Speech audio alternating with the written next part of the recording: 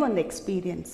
ನಾನು ನನ್ನ ಮಗುನ ಬೆಳೆಸಬೇಕಾದ್ರೆ ಅವನಿಗೆ ಈ ಎಕ್ಸೆಪ್ಟೆನ್ಸ್ ಇರಲಿಲ್ಲ. ಆ ಶಾಲೆಯಲ್ಲಿ ಅವನಿಗೆ ಒಂದು ಲ್ಯಾಂಗ್ವೇಜ್ ಇಂಗ್ಲೀಷ್ ಮಾತಾಡೋದಕ್ಕೆ ಬರೋದು ನಿಧಾನ ಆಯಿತು, ಇಂಗ್ಲೀಷ್ ಅರ್ಥ ಆಗೋದು ನಿಧಾನ ಆಯಿತು.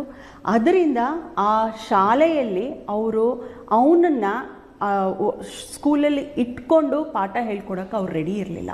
ಅವನು ಒಂದು ಎಪಿಲೆಪ್ಸಿ ಅಟ್ಯಾಕ್ ಆಗಿ ಅವನ ಲೈಫಲ್ಲಿ ಲೈಫ್ ಲಾಂಗ್ ಮೆಡಿಕೇಷನಲ್ಲಿ ಇರೋ ಸಂದರ್ಭ ಬಂತು.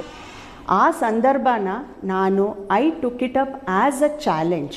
ಇದನ್ನು ಚಾಲೆಂಜಾಗಿ ತೊಗೊಂಡು ಮಕ್ಕಳನ್ನ ದೇ ಹ್ಯಾವ್ ದ ರೈಟ್, ಆ ಮಕ್ಕಳಿಗೆ ಒಂದು ಒಳ್ಳೆ ಎಜುಕೇಷನ್ ಆಗಿರ್ಬೋದು, ಇಲ್ಲ ಸೊಸೈಟಿಲಿ ಅಕ್ಸೆಪ್ಟೆನ್ಸ್ ಆಗಿರ್ಬೋದು, ಆ ಎನ್ವೈರ್ಮೆಂಟ್ ಕೊಡಬೇಕು ಅಂತ ನಾನು ನನ್ನದೇ ಆದ ಶಾಲೆ ಸೃಷ್ಟಿ ಮಾಂಟೆಸರಿ ಅಂತ ಸ್ಟಾರ್ಟ್ ಮಾಡಿದ್ದೀನಿ. ಒಂದರಲ್ಲಿ ನಮ್ಮ ಮಕ್ಕಳು ಎಷ್ಟು ಚೆನ್ನಾಗಿ